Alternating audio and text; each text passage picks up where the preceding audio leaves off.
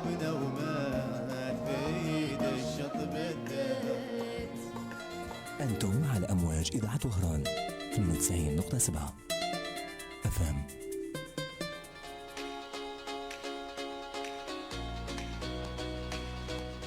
ملفات رياضية.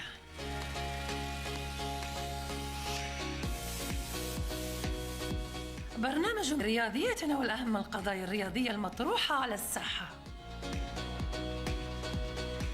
ملفات رياضية يستضيف وجوه وإطارات مختلف الرياضات من كرة القدم، الرياضة القتالية والفردية والجماعية. ملفات رياضية برنامج يغوص في مخرجات الحلول المقدمة للارتقاء بالرياضة الوطنية.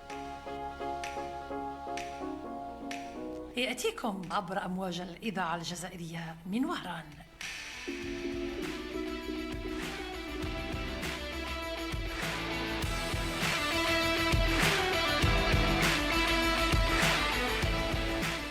السلام عليكم ورحمة الله تعالى وبركاته، مستمعينا الكرام عبر الأثير ومشاهدينا عن طريق تقنية ستريمينج لايف عبر الموقع الرسمي لإذاعة وهران على الفيسبوك. مرحبا بكم جميعا. اليوم سنتحدث في هذا العدد من برنامج ملفات رياضية عن رياضة أو أحد الفنون القتالية، هو رياضة الكونغ فو وشو هكذا. هذه الرياضة القتالية على غرار باقي الفنون القتالية التي دخلت إلى بلدنا الحبيب الجزائر منذ الثمانينات، وسنتطرق إلى تاريخ هذه الرياضة وهذا الفن القتالي وأبرز إنجازاتها وأبطالها. هذه الرياضة التي عرفت مؤخرا تألق ولاية وهران من خلال البطلة المتواجدة معنا في هذا الاستوديو، وهي البطلة عمراني إخلاص هبة الله، وكذلك من خلال احتضان وهران كذلك لبطولات سابقة، البطولة في 2024 لبطولة وطنية وعدة بطولات في هذه الرياضة. سنتعرف على كذلك الأبطال وعلى العديد من الأندية الناشطة في هذه الرياضة من خلال استضافة السيد رئيس رابطة الكونغ فو وشو السيد بلول ياسين. مرحبا بك. السلام عليكم ورحمة الله تعالى وبركاته. أول شيء أشكر الطاقم الفني لإذاعة وهران، لا شكر على واجب، ويسعدني أني متواجد معكم هنا. معكم السيد رئيس رابطة وهران للكونغ فو وشو السيد بلول ياسين. مرحبا بك سيد بلول، سنعود إليك بعد قليل. كذلك نسعد باستضافة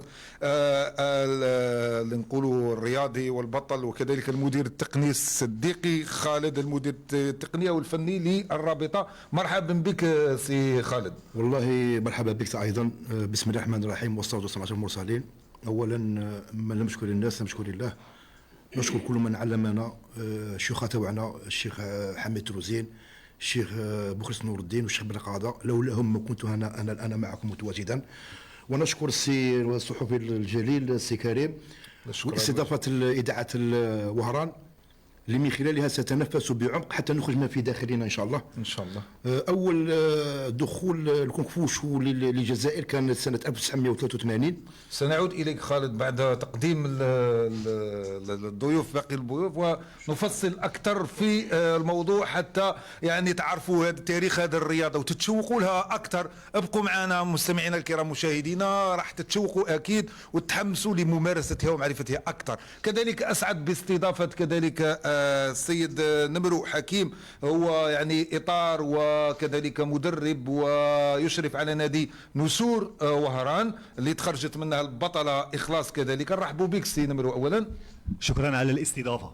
العفو ولا شكر على واجب. كذلك نرحب ونسعد كذلك باستضافة كذلك الأستاذ والإطار السيد كذلك بوهادف العربي، وهو المشرف ورئيس نادي مشعل بن داود للفنون القتالية وللكونغ فو. سيد العربي مرحبا بك. السلام عليكم. شكرا أستاذ كريم، ومشكور على هذه الدعوة، خاصة تسليط الضوء على هذا النوع من الرياضة تاع الفنون القتالية. ورانا في الخدمه ان شاء الله. لا شكر على واجب. ويحلو الحديث وتحلو الجلسه بحضور الابطال اللي نعولوا عليهم ان شاء الله في المستقبل ومستقبل وهران، هذا الولايه اللي خرجت العديد من الاسماء في عده رياضات على غرار هذه الرياضه، رياضه الكونغ فو. وشو نذكروا سي جبار جلالي، نذكروا رقيبه بومدين، سفيان ميده، والمتالق معنا سي خالد كذلك، وعده ابطال في هذه الرياضه. اسعد كثيرا باستضافه صاحبه الميداليه الذهبيه مؤخرا في الالعاب الافريقيه اللي اجرات هنا في الجزائر، وحصدت الجزائر فيها 12 ميداليه ذهبيه، 6 ذهبيات 12 ميداليه، 6 ذهبيات و6 فضيه في الفنون القتاليه وفي الكونغ فو. وانت واحده من المتوجات في وزن اقل من 65 سنه. مرحبا بك ايمان عمراني، اخلاص هبه الله. هكذا شكرا ونشكركم على الاستضافة. احنا اللي نشكروك اللي رفعتي علم الجزائر، ونشكروك اللي شرفتي وهران، شرفتي كل هذا الرياضه. احنا اللي نشكروك، واحنا اللي نقولوا لك واصلي يعني كل يعني الجزائر من موراك. ان شاء الله نشوفوك في المحافل الدوليه ان شاء الله، لما لا بطله عالم في رياضه الكونغ فو، وما ذلك ببعيد عن الجزائر. نعود للحديث عن تاريخ هذه الرياضة وأول ظهورها. مع هنا إن أردنا أن نتكلم على الكونغ فو في وهران لابد أن يعني ونحن في الكواليس ندردش مع شيخنا السي خالد صديقي، يعني يشوقك بالحديث تاع هذا الرياضة، تقول نمارس هذا واللي يمارس رياضة واحدة أخرى يعني يحبس ويتجاهل. شهادة من الصحف الرجال كما نعتز بها وربنا الله يسلمك. والله شهادة من القلب وشهادة حق. سي خالد، حتى يستمع المستمع الكريم والمشاهدين عن طريق تقنية سترام، كيفاش بدا الكونغ فو في الجزائر؟ هي الكونغ فو دخل للجزائر للعاصمة ودخل وهران في رحبة متزامن، يعني وقت واحد متزامن. يعني في العاصمة دخل في باب الواد مع الأستاذ الكبير نشكروه الشيخ جمال عمران والمدير التقني تسوري محمد، ودخل القنبيطة بحي وهران بقنبيطة عند الشيخ بالخير قاضي اللي كان الشرف اني كنت احد تلاميذه النجباء. الله يبارك. من بعد اول ظهور لجمعيه وطنيه للكونغ فو وشو سنه 1983. 83 بدا التاريخ، تاريخ النشاط يعني شغل التاسيس تاعها اداريا. اول اتحاديه اندارت 1990، اتحاديه وطنيه يعني. اتحاديه الجزائر الكونغ فو وشو 1990 توجور تحت رئاسة السيد جبار جلال، سيد جمال عمران والمدير التقني الوطني تسوري محمد. سي صديقي، ربما وانا نطالع شويه حول هذه الرياضه شفت باللي الجزائر يعني عن طريق الشيخ عمران جلي كانت من بين اول، يعني كذلك من بين اول حاضره في التاسيس حتى في الصين، يعني في الاتحاد الدولي كانت الجزائر من بين الدول السباقه. يعني هي لا يكفيك ان الصين سياسة انفتاح تاعها كانت سنة 1988، يعني الصين كانت مغلقة على روحها طيلة مدة من الزمن. 1988 الصين أعلنت انفتاح الأبواب وخروج الكونغ فو إلى العالم. يعني حتى بروسيل الأيقونة بروسيل تلقى مشاكل في أمريكا، حتى أنه منع من تعليم الأجانب الكونغ فو. يعني هو كان عنده بعد نظر بصح ما فهموش اللي كانوا معاه، ما فهموش. بصح في 1980 الصين عندها بعد نظر أنها خرج الكونغ فو للعالميه واصبح رياضه، يعني رياضه شهيره. والكونغ فو لعلمكم انه رياضه الام، يعني كجذع الشجره. شجره هو الكونغ فو، والاغصان هي عباره عن تلك الرياضات ام الفنون القتاليه. يعني اللي يمارس كونغ فو يستطيع ان يمارس جميع الرياضات، يعني بدون استثناء، تسهل له الممارسه اي رياضه. اصلا وصحح لي الكلمه، اصلا هذه وشو الله اعلم هو وحده فن وحده قتال. هي اصلا هي تجمع الفن والفن القتالي. هي الكونغ فو مهاره الانسان في انجاز اي عمل ما. الله مهاره. الوشو هو عباره عن فن القتال حربي صيني، كي تجمعهم الاثنين يعطيك مهاره الانسان في انجاز الفن الحربي القتالي. هنا نعطيك مثال، اي عمل يدوي تقوم به هو عباره عن كونغ فو. مثلا بناء يخدم غايه، في الصين ما يقولش يخدم غايه، يقول طون كونغ فو دو ماسونري اي بون. يعني فن اتقان العمل. بس كي تقول وشو يعني هنا اندمج يعني بالسبور، يعني مهاره الانسان في انجاز الفن الحربي القتالي الصيني. يعني شيء جميل جدا والله، ونسمعوا هذا الشيء. الان سي صديق والكلام مفتوح، بامكان اي واحد يضيف اضافه. نجوا لوهران، كي تقول لي انت يعني في تزامن مع وهران، اعطينا بعض الاسماء اللي بدات وانت هي كنت يعني شيخ. اول رابطه تاسست في وهران، اول رابطه تاسست في وهران هي 1993. 93 نعم، وكان تحت رئاسه السيد جبار جلالي. نشكر من هذا المنبر هذا. شكرا اللي من بعد ولا رئيس اتحاديه ولا رئيس اتحاديه. وهذا شرف لولايه وهران وشرف لنا احنا اننا طرفنا على هذا الشخص، يعني شخص مميز الله يبارك. الله يبارك. وكان الاستاذ تاعنا الكبير السي رقيب بومدين هو اللي كان مدير تقني بيداغوجي في مرحله رئيس جبار جيلاني، كان رئيس الرابطه، كان يشرف على المنتخب الوطني. لا في وهران، في مدير تقني ولائي ولايه وهران. السي رقيب بومدين ثاني هو مسكين قدم ومازال يقدم. ونشكر من هذا المنبر هذا، الله يطول في عمره ان شاء الله. الشيوخ تاعنا كاع ان شاء الله في وهران ان شاء الله. ان شاء الله. نشكرك سي خالد. نروح لرئيس الرابطه لياسين. سي ياسين، لو نعطوا لمحه حتى المستمع الكريم يعرف، راه عندنا زوج نوادي من خيره النوادي تاع الكونغ فو على مستوى وهران، دون يعني اقصاء البقيه. يعني نعرف باللي كاين في كل، ربما احنا ما يتسعناش المقام لاستضافه الكل، ولكن جبنا نماذج كعينه. هل بامكانك اطلاعنا على عدد النوادي المنخرطه في الكونغ فو في ولايه وهران؟ كيفاش هنا راكم واصلين؟ اكيد رابطه وهران هي فيها العديد من الابطال وفيها العديد من النوادي. حاليا موجود حوالي 22 نادي ناشط الله يبارك على مستوى ولايه وهران. الله يبارك، عدد يعني كبير. نعم. وكل النوادي يعني نشيطه، وكل نادي تقريبا فيه ابطال. الله يبارك. وعندهم كاع لي كاتيجوري، يعني كل الفئات. نعم، كل الاوزان، كل الفئات، براعم، اكابر، اصغر، فئات البنات، ذكور، اناث. حاليا هذه السنه نظرا لقانون المرسوم الوزاري الذي اتى بإدراج الجامعيين على المستوى الجامعي كشرط في تولي رئاسة. نعم كشرط. لقيتوا الصعوبات انتم من هذا القانون يعني؟ شويه تاخرت بعض الاجراءات الاداريه فيما يخص هذا. لقيتوا تلقوا لها حل؟ قدرتوا تلقوا لها حل؟ نعم يعني كاين اللي لقى لها حل، لكن حاليا نخرطوا كما هذا العام نخرطوا حوالي 8 نوادي. نتمنى ان شاء الله احنا تكون في نظره لايجاد حل لهذا المشكل. العديد من النوادي يعني يؤرقها قضيه المستوى الجامعي. احنا نسنا ضد يكون مستوى عالي ان شاء الله، ولكن ربما لان بعض السنوات القادمه ان شاء الله طبيعه الحال، لان كاين بعض الرياضات تلقى يعني غير ولادها اللي قاعدين فيها حتى في التدريب، اللي يروح المجال التسيير، اللي يروح. ماذا بينا زعما تكون تفكير اما اقتراحات عديده وايجاد حلول لما لا يكون تكوين خاص لهذه الفئه في مجال، لان حتى تسيير النوادي الان مع الرقمنه ومع هذه الامور يتطلب من المستوى. لهذا نتمنى تكون اذان صاغيه وايجاد الحلول. الان نرجع كذلك ل اولا مجال تسيير النوادي. معنا نماذج وعينه. نبدو بالسي نمرو ومن بعد نجول سي بالهدف الامري.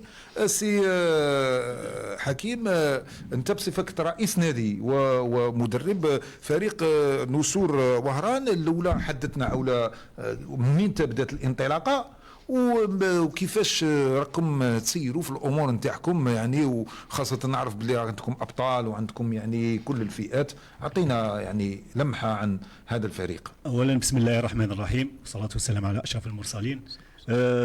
نادي نسور وهران تاسس عام 1998، هو من جمعيه قديمه من الاوائل، وعلى يد المرحوم الشيخ نمرو صلاح الدين اللي هو الاخ تاعي، الاخ الاكبر اللي تعلمنا كاع على كبرنا كاع على يده، وتخرج من الوقت التاسيس تاعه. كان هناك ابطال عده ابطال في ذاك الوقت. من بعد ابريل الوفاه تاعه تكفلت انا يعني حكمت المشعل. ما بغيتوش تسمحوا في النادي؟ ما بغيناش نسعلوا، ما بغيناش نسمحوا فيه. الحمد لله. وكملنا المشعل، ولحد الان الحمد لله الجمعيه مازال راهي واقفه ودائما راه يتخرج في ابطال وراه يتكون في ابطال فيتير شامبيون ان شاء الله. يعني ما زلتوا على العهد باقين عاد المرحوم الحمد لله ان شاء الله. نتمنى ان شاء الله تكون نكملوا كذلك بالمسيره تاعنا ان شاء الله. نعاود نولي لك بعد قليل كيف نروح للسي العربي. السي العربي نفس السؤال. فريق مشعل بن داود وين بدات الرحله والتحدي مع رياضه الكونغ فو؟ السلام عليكم. ولو انك ممارس من قبل. اكيد. بون احنا النادي تاعنا تقول الانطلاقه تاعه كانت في 2001. الله يبارك. ما كانش عندنا هذا الاشكال تاع المستوى. معظم الاعضاء عباره عن اساتذه في مجال الرياضه، منهم دكاتره في جامعه ايستو في معهد التربيه البدنيه. شاركنا في جميع البطولات، الكاس، البطوله في كل الفئات. الحمد لله نشاط كان بمنهجيه وبيداغوجيه حديثه مدروسه، واستطاع النادي ان يحجز لنفسه مكان ما بين افضل 10 انديه على المستوى الوطني، وراه عضو في الجمعيه العامه تاع الاتحاديه. الله يبارك. السنه الماضيه وهذه السنه، وباذن الله رانا على العهد باقون نواصلوا المهمه تاعنا باذن الله ان شاء الله في انتاج الابطال ودعم الفريق الوطني. نروحوا يعني الجوهره اللي حاضره معنا هنا والبطله اخلاص هبه الله الاولى. عرفي نفسك الجمهور، يعني من هي اخلاص؟ من غير الرياضه واش دير اخلاص في حياتها؟ باش يعرفوا ربما تدرسي واش ديري. اولا السلام، معكم عمراني اخلاص هبه الله من مواليد 2010، رياضيه من نادي نصر وهران. نقرا طروازيام ماني، يعني في مرحله الثانوي؟ لا مرحله تاع تعليم متوسط. الله يبارك. تعليم متوسط. ما شكتلكش يعني ربما ممارسه الرياضه ما شكتلكش عائق مع تحقيق التوازن ما بين الرياضه والمدرسه؟ لا. يعني ما تلقيش صعوبات؟ لا. وهل تعاونك الرياضه ممارسه في الموطن؟ عرفوا بلي كونغ فو يعتمد على التركيز الحفظ، يعني هل فادتك الرياضه في حياتك المدرسيه وحياتك اليوميه؟ فادتني بزاف. يعني واش تقولي للناس ربما اللي يقول لك لا انا كون غادي نمارس هذا الكونغ فو ولا نمارس الرياضه بالك ربما غادي نسمح في قرايتي ولا والديهم يتخوفوا، ولا واش تقولي لهم؟ لا، ننصحهم بالمشاركه في اي رياضه للحفاظ على الصحه وشغل لي الاخر ما بينها ما بين قرايه، يوازوا ما بين، يعني كل حاجه يعطيها حقها. الان نروحوا الاخلاص البطله اللي حملت رايه الجزائر ورفعت يعني ميداليه ذهبيه يعني في الالعاب الافريقيه.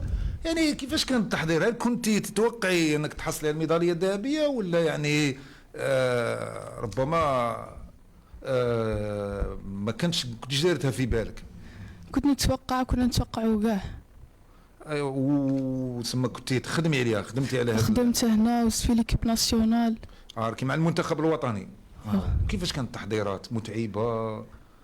كانت هنا تحضيرات جيده من طرف الشيخ حكيم، ومن بعد زدنا كي رحت ليكيب ناسيونال زدت ثاني طورت خدمتي. وطموحك اخلاص ربما اللي يشوف فيك، هل بعد بطوله افريقيه نقولوا اخلاص غادي تقعد صحيح حققتي انجاز ولا تطمحين لتحقيق اكثر؟ نطمح لتحقيق بطولة العالم إن شاء الله. إن شاء الله يا ربي. احنا هذا تاني من نتمنوا ترفيع علم الجزائر وتولي لنا بميدالية ذهبية ونستضيفوك هنا إن شاء الله تاني. وإن شاء الله هذا ما نتمناه. نتمنى لك كل النجاح والتوفيق. ما زال الحديث طويل ونعرفوا عدة خبايا في تحضيرك.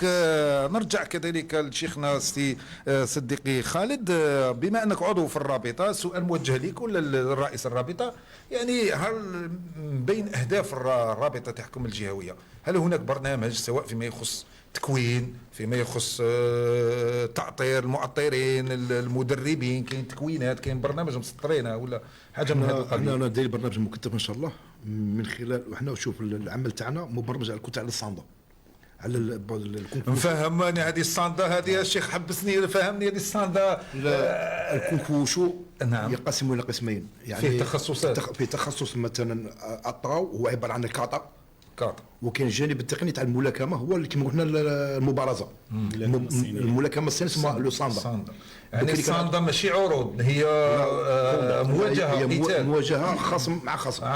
بس الطاو تخدمها وحدك، كاتا يعني نقولوا الطاو تخدمها وحدك، هو عباره عن تعبير حركي، انك تقوم بعده هجمات وركلات ضد شخص اعدت خشب غير مرئيين، هذا هو التعبير. يعني عباره عن الخيال يخدم الخيال الخيال تخيل العدو، ليماجيناسيون، وتقدم حركات، والنقطة تاعك تكون من خلال أداك الحركي، من خلال الليونة، من خلال السرعة، من خلال القوة، يعني النقطة تاعك تديها. وهذا الشيء كله يتعاملوا عليه كمدربين يعني في تحضير يعني باش تحضر واحد في الطاو والله ما سهلة، يعني تطلب منك تضحية كبيرة ووقت بزاف. أولا الشخص تكون عنده سيرتا كاركتير، يكون عنده لاباس، يكون عنده الليونة، القوة والوقت. احنا المشكل تاعنا الوقت، يعني باش تحكم طالب كاع كل يوم 3 سوايع ما تنجمش. حنا نطلبوا ان شاء الله من السلطات رزمنه تاع القرايه يخفوا على الطالب شويه باش نشوفوه امه نهار بنهار. يعني حنا القرايه تغربناه تشوفه مرتين في الاسبوع، يعني غير كافيه باش تحضره مستوى عالي. بطل. نعم، وخاصه بطل. دوك تشوف واحد مثلا تشوفه عندك بصير تقول هذا ان شاء الله فيتير شامبيون، عنده لي كاليتي، بس ما تبقاش تحكمه كل يوم. وهذا الرياضه تتطلب انه يكون التدريب واستمراريه. يعني بمقارنتها بالدول اللي تشارك معنا. في مثلا نعطيك مثال كيما نقول حنا الصين عندهم فايت 6 سوايع تاع اونترمون بار جور، وحنا شحال نترينو بساعه؟ ساعه ونص في السيمانه، 3 سوايع في السيمانه. ثم رانا مليح وعندنا بطله. الله يبارك الله يبارك. يعني كنا نديروا دي ساكريفيس بالك نشوفوا لا تسعنا هذه القاعه لاستضافه الابطال. ان شاء الله ان شاء الله ربما من خلال هذه المدارس اللي هم دايرين متخصصه في الرياضه، مثل بالك، لان حتى الرياضه مع المدرسه يعني يليق الموازنه، ربما مدارس متخصصه في الرياضه ولا الاخ ان شاء الله نوصل هذه الرساله هذه. لو كان مثلا ادراج الكونغ فو في الابتدائي، يعني مع الرياضات اللي تمارس مع العاب القوى مثلا يعني في الطور الابتدائي من السنه الاولى السنه السادسه شادي في الرياضه. بصح احنا انا نطرح سؤال هنا، كان بامكان العربي ولا المرو ولا الشيخ، يعني انا درك الناس راها تسمع ولا راها تشوف وراها تتساءل الكونغ فو شو كاين اللي ربما سمع به غير هاك في فيرمات ولا في منافسات، ولا ما هي الشروط المطلوبه باش انا ندخل نمارس هذه الرياضه، ولا باش ندخل ولدي، ولا انا في هذا اللاج هل فاتني اللاج، ولا واحد كبير في عمره 50 عام. ما عطونا زيدوا حفزونا اكثر، حمسونا. نعم الفنون القتاليه بصفه عامه.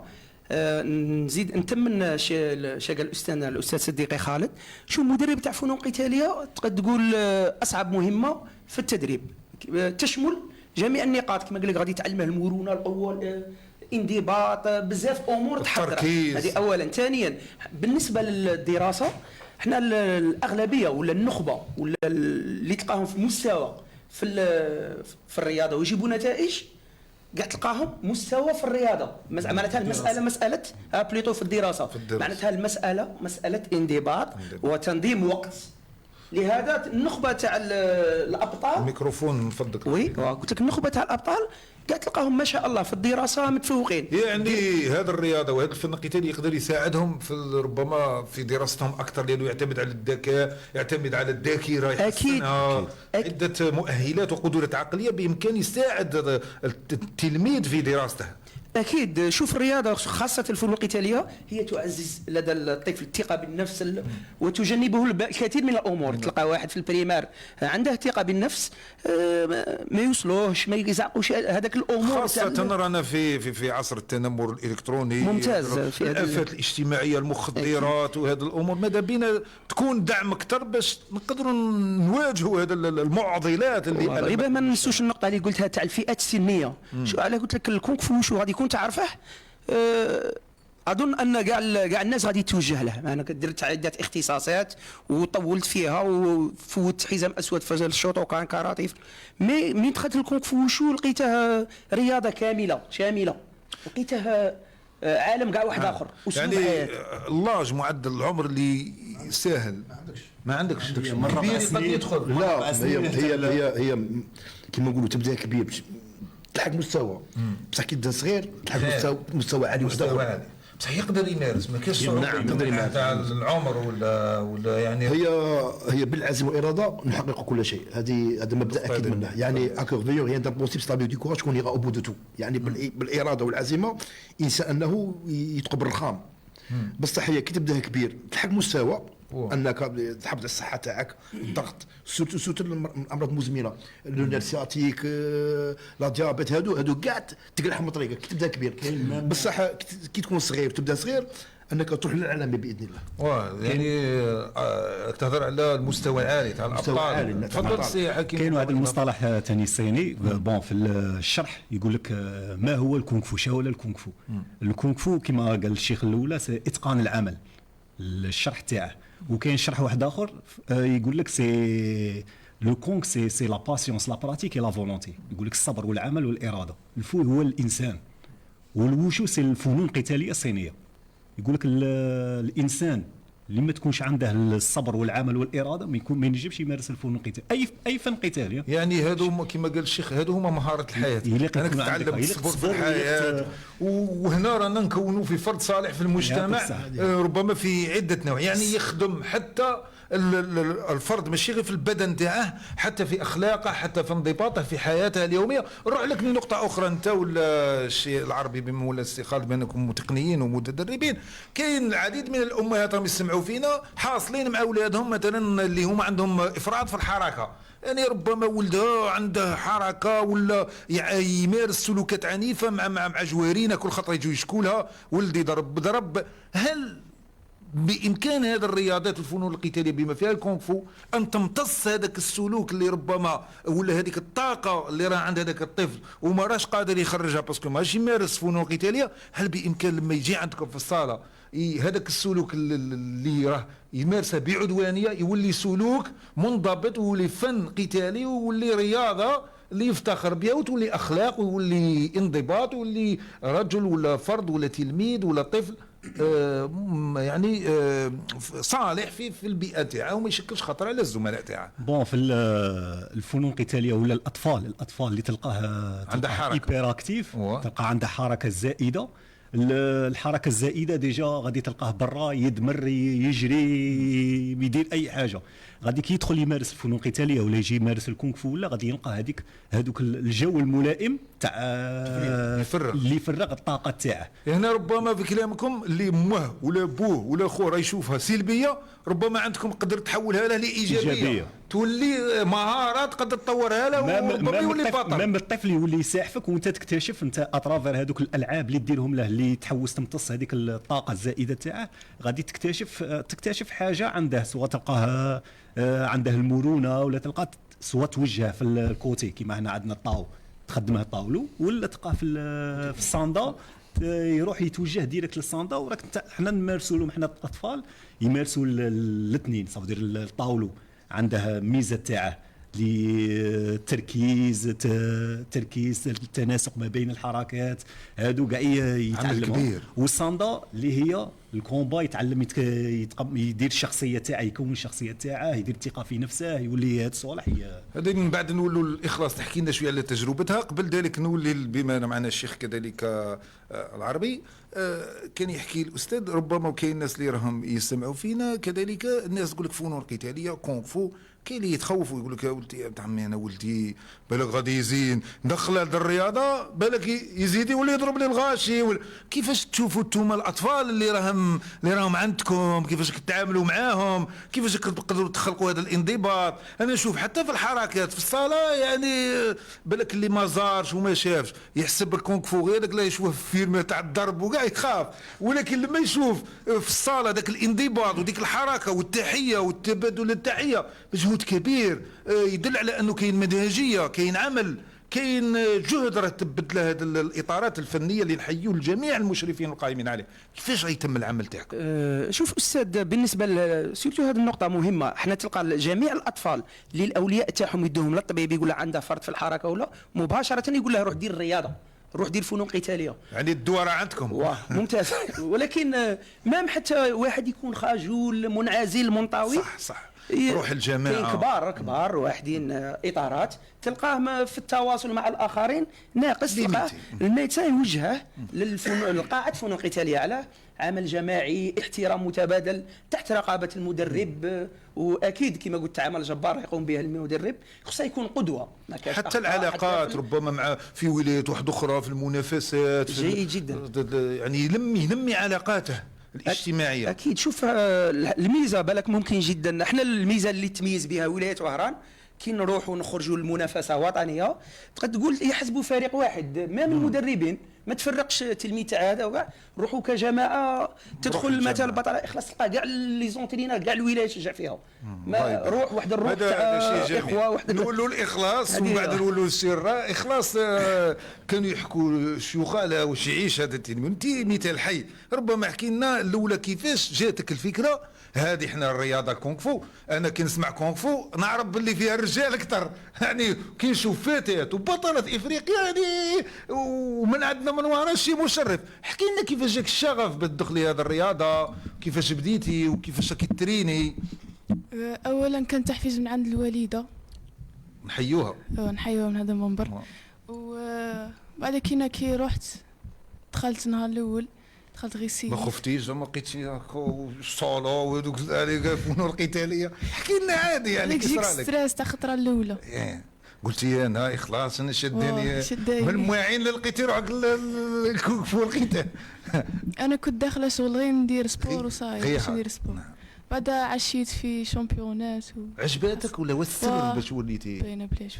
كي ديري تخدمي في لونترينمون تاعك كيفاش يعني تدخلي للصاله؟ حكي لنا اش كانوا يحكوا الشيوخ، هذاك التركيز هذاك الليونه هذيك، كيفاش انت قدرتي يعني تنسجمي مع المدربين مع هاد الامور، تعاودي في الدار اللي ديريه في الصاله؟ احكي لنا ماكش تضربي خواتاتك ولا في الدار؟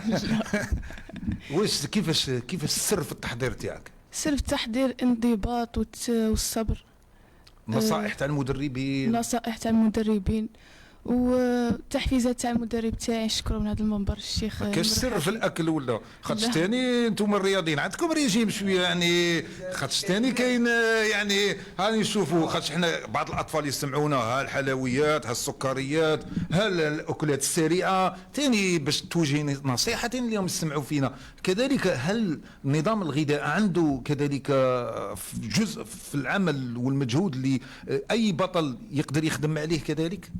نظام ولا تاكل اللي جات؟ لا اللي يكون نظام اكل صحي، تصبر يعني تصبر روحك على يعني ربما تكتفي بوجبات معينه، اليس كذلك؟ واللي يكون غذائي صحي ان شاء الله.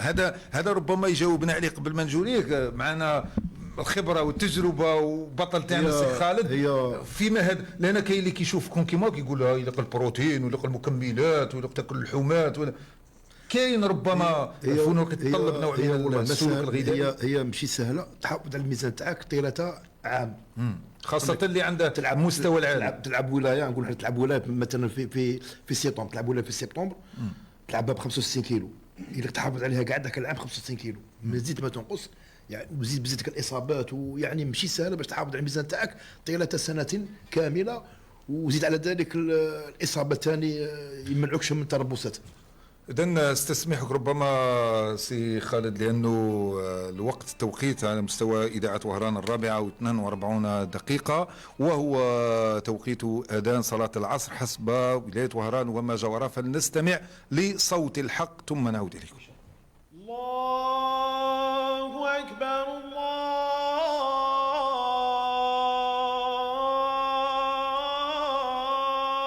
الله أكبر.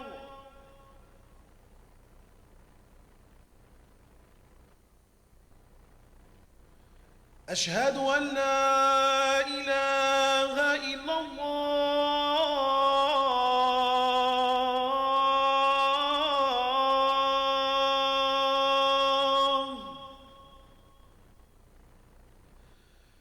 أشهد أن لا إله إلا الله.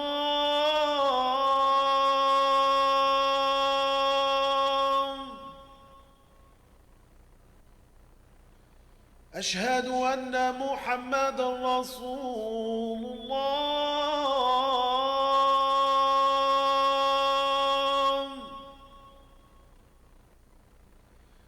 أشهد أن محمد رسول الله.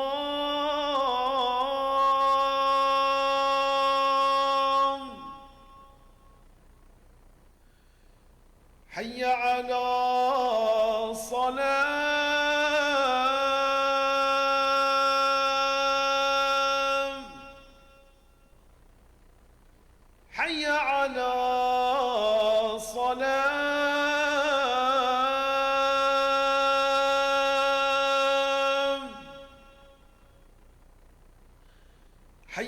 على الفلاح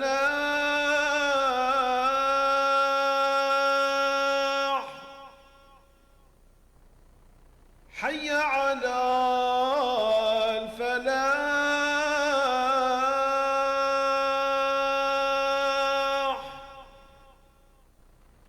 الله أكبر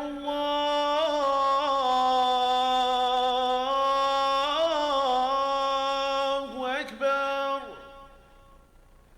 لا إله إلا الله.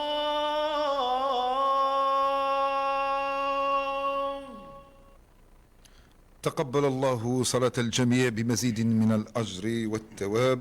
نعود استكمال برنامج ملفات وهران مع رياضة الكونغ فو وشوا كرهنا ننطقها مليح.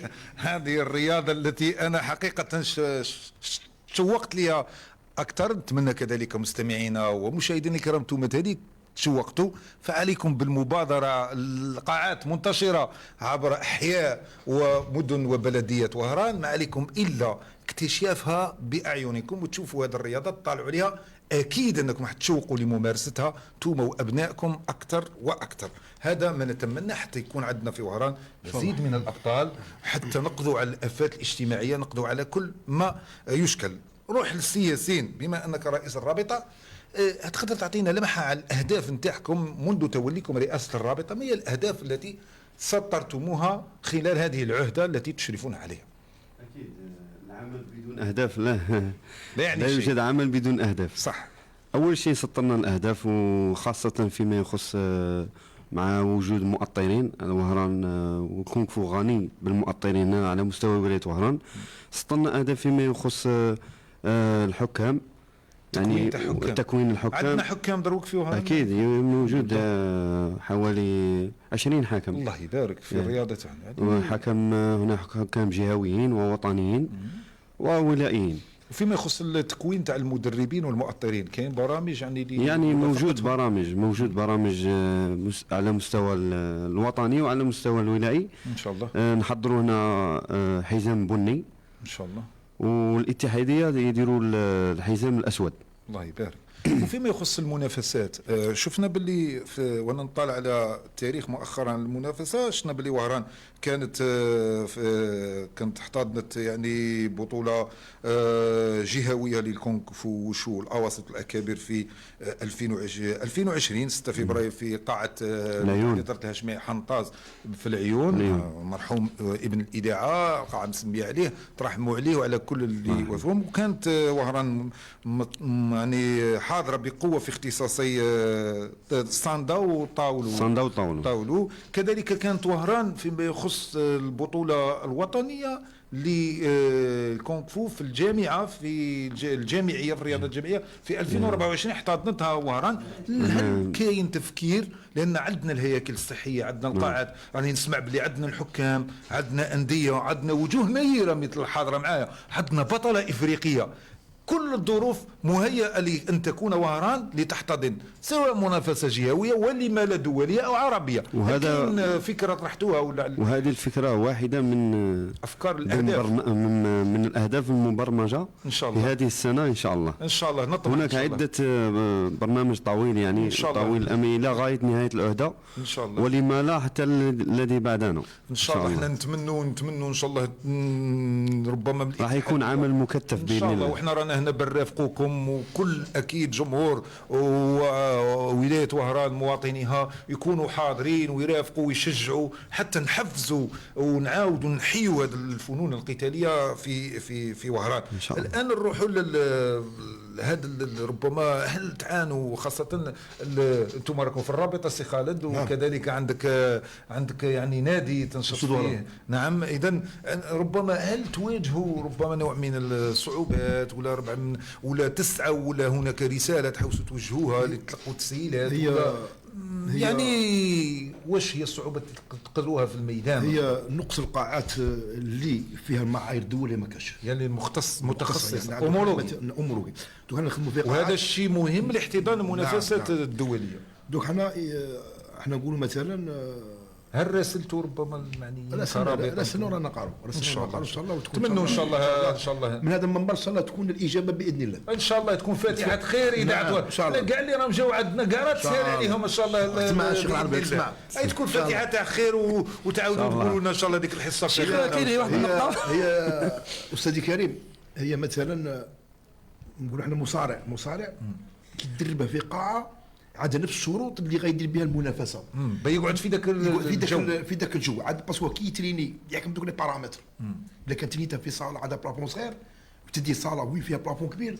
غادي يحسوا روحها باللي ما كذبش روحها لان مام عندكم عتاد تستعملوه بارك الله دو حنا نطلبوا من السلطات ان تخصصونا على الاقل يجيبوا الناس المختصين يجيبوا لكم انتم كرابطه قال هذه القاعات واش نقدروا نديروها قبل الانجاز على الاقل نخصصوا قاعه واحده حنا فيها نطلبوا من مدير الشباب والرياضه تعطينا قاعه يعني دوجو تاع الرابطه للمنافسه وللتربصات ان شاء الله ان شاء الله النداء تاعكم ان شاء الله راه على السريع. اخونا مصطفى بن عبولي نحيو سي مدير الشباب والرياضه سي التجار واكيد انهم لا يبخلون بذلك والدعم الكبير السيد والي ولايه وهران اللي قدم دعم لهذه الرياضه.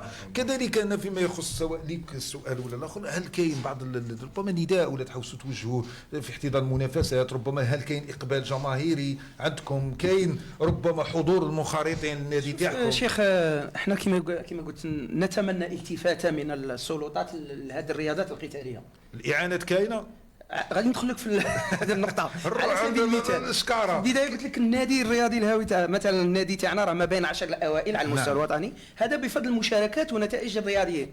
انا مثلا يكون عندي 20 رياضي متاهل الى نهائيات البطوله الوطنيه نروح ب 6 7 على حسب الامكانيات الماديه فيها اطعام فيها مبيت فيها كتروح ب 20 هذا بالنسبه كاين سبونسور ولا وهران زاخره بالمؤسسات الاقتصاديه كبيره رانا ربما تكون فاتحه خير نتفائل خير السي العربي غادي من نقول هذا الحصه يكون لما نشوفوا ابطال يحتاجوا لرعايه ونداء ربما للشركات المؤسسات تكون مرافقه على الاقل للناس اللي يخدموا المستوى العالي ما نقولوش للناس الهوات سيدي ولو انه هذا الرياضيين المصارعين كاع يحتاجوا الدعم على الاقل اللي راهم في المستوى العالي كما اخلاص تكون مرافقه شركات راعيه اليس كذلك سي حكيم؟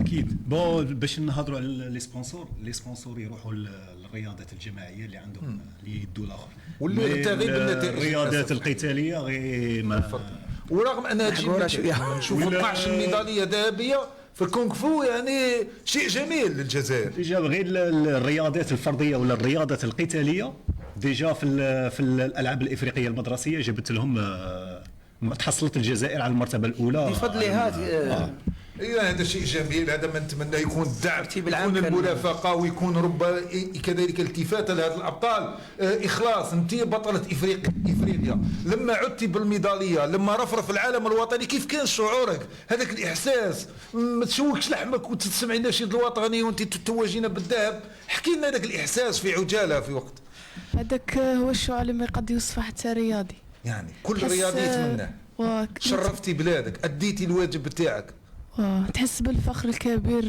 انك توجدي الميداليه للجزائر. الحمد لله وقادره تبدي كثر توعدينا بذهبيه واحده اخرى ان شاء الله ان شاء الله اخلاص هذا ما نطمح اليه. ربما في الختام نعم السي خالد كان مثلا اهتمام حنا نقولوا لو سبور في الجزائر هو كره القدم هذه تنفرغ منها واحترامي كاع اللاعب كره القدم نعم مي يكون يعطونا غير الربع نروحوا للقمر ان شاء الله نفس اصحاب القمر ان شاء الله بصح الله غالب حنا ما ان شاء الله غير التفاته حسنه باذن الله حنا كل واحد فينا راه موراه قطار وهذا اللي سوجدها الاولى التلاميذ كاين بعض التلاميذ اولى التلاميذ كيجي للصاله يبغي ولدهم يضربوه باغي يردها يضرب لا اسلوب شي هكا قال باغي يردها ما يسمعش بحقه باغي يردها عندها شخصيه عندها رجل صالح ومشي مشروط كي تدخل الصاله يولي باطل لا بغى مش باطل بس معليش يكفيك انه في بيئه صالحه صح.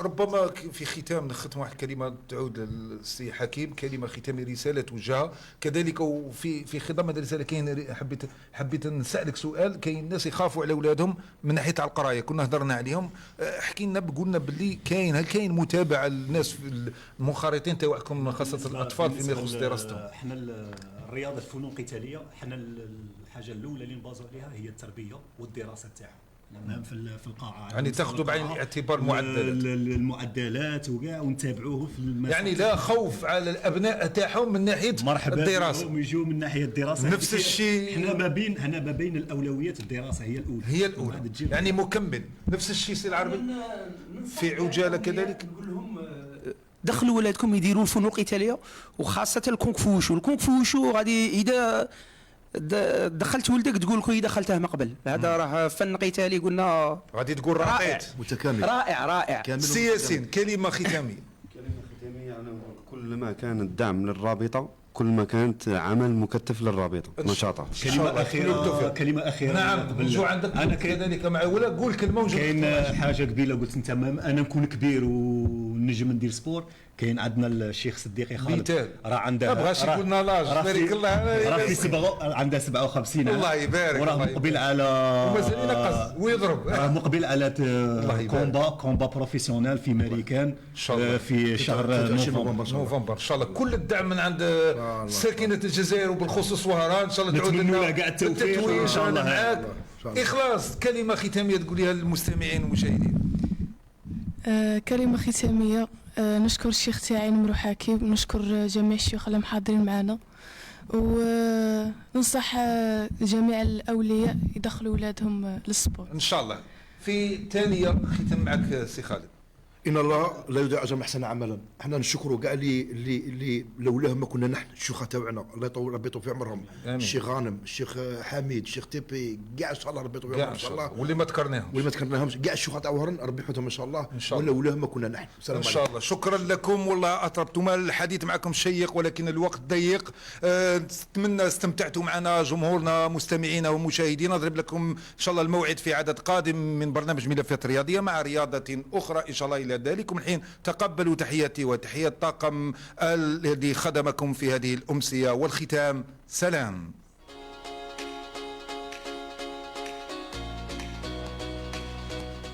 ملفات رياضية.